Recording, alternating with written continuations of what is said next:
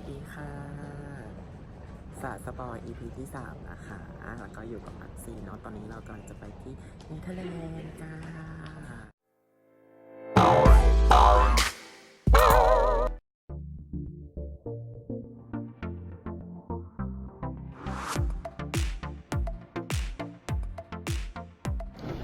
ตอนนี้เราถึงสนามบินที่อัมสเตอร์ดัมแล้วนะคะกำลังจะไปต่อรถไฟกัน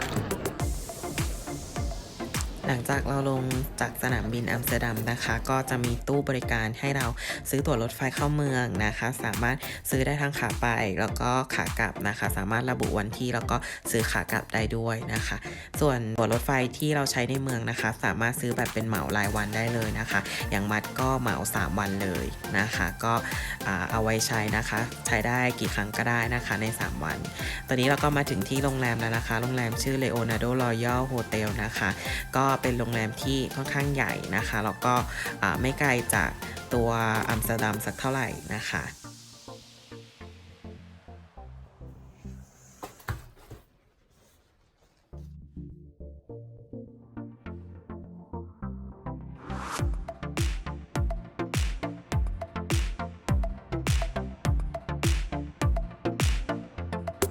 อีกค่ะตอนนี้เราก็อยู่ที่ห้องแล้วนะคะ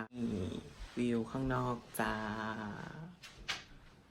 ห้องกว้างมากแล้วก็ห้องน้ำค่อนข้างที่จะดีเดี๋ยวให้ไปดูห้องน้ำ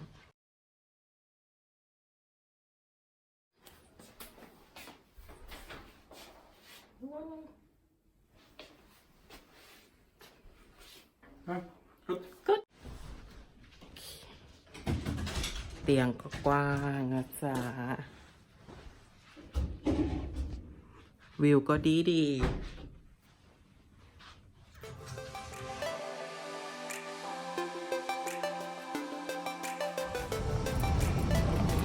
ฮัลโหลสวัสดีค่ะตอนนี้เราก็ออกมาข้างนอกแล้วนะคะสวยมากสวยจริงๆนี่นะคะปราสาทเนี่ยสวยมาก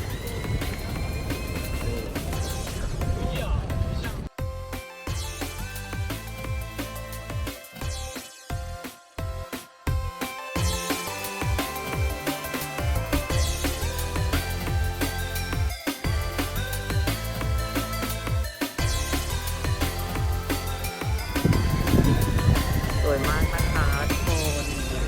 ดู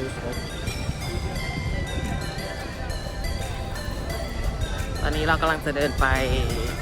ร้านอาหารนะคะนี่จะกินซูชิจ้าซูชิจ้า Niet klopt, ne? yes En jullie eat wat win? maybe I want to go with her Not like this.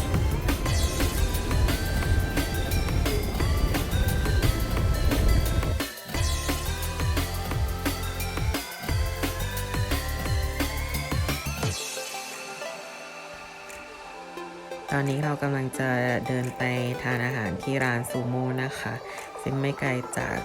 เซ็นทรัลอัมสเตอร์ดัมสักเท่าไหร่นะคะสามารถเดินไปได้ประมาณ15 นาทีค่ะ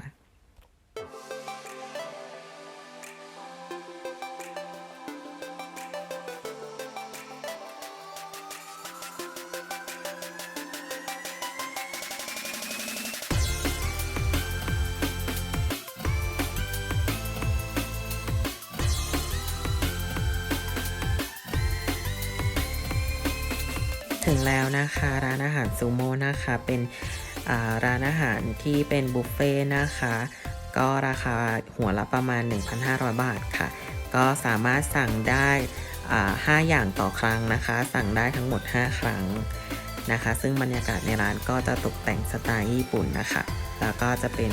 อาหารประเภทแบบซูชินะคะซาซิมิแล้วก็มีประเภทข้าวด้วยนะคะก็สามารถเลือกกินได้หลายอย่างเลยค่ะ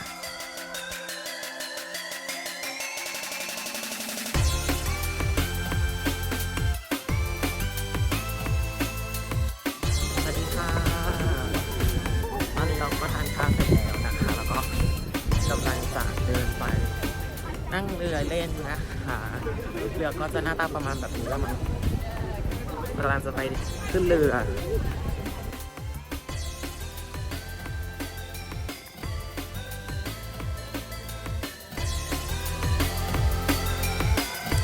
ค่ะก่อนที่เราจะไปขึ้นเรือนะคะ เราก็จะต้องไปซื้อตั๋วก่อนเนาะซึ่ง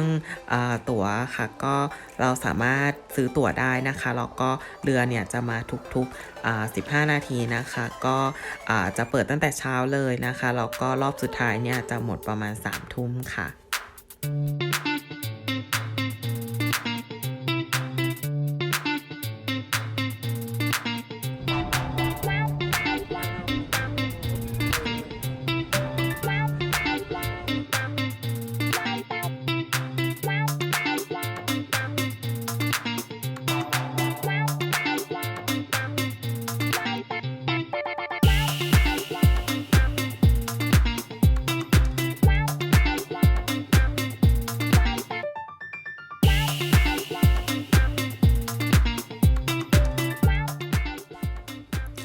ซึ่งนะคะพอเราขึ้นเรือแล้วนะคะแล้วก็เรือก็จะแล่นประมาณชั่วโมงครึ่งอะค่ะก็จะแล่นรอบเมืองนะคะตามแม่น้ำเลยค่ะแล้วก็จะเห็นในส่วนของบ้านเรือนนะคะแล้วก็วิถีชีวิตของคนที่นี่นะคะว่าเขาใช้ชีวิตกันยังไงบ้างนะคะ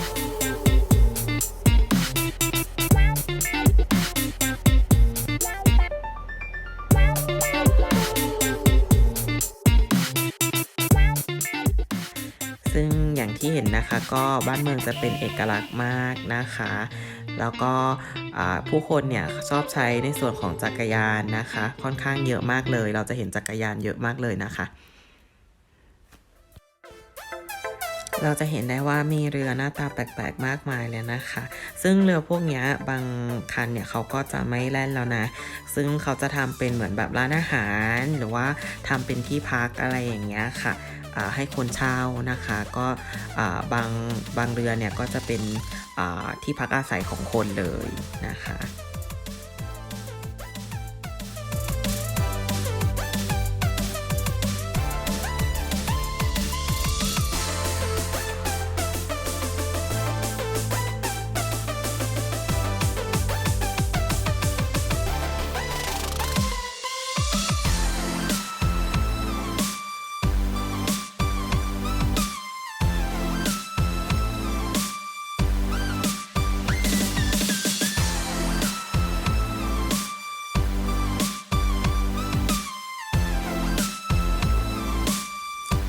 ค่ะจากที่เรานั่งเรือนะคะเราก็จะเห็นผู้คนที่เขานั่งเรือเล็กๆกันนะคะก็คือเขามาแฮงเอาท์กันนะคะก็จะมีการดื่มเบียร์แล้วก็สังสรรค์กันนะคะบนเรือเนาะนะคะอย่างพวกกลุ่มวัยรุ่นนะคะหรือว่าหลังเลิกงานอย่างเงี้ยค่ะ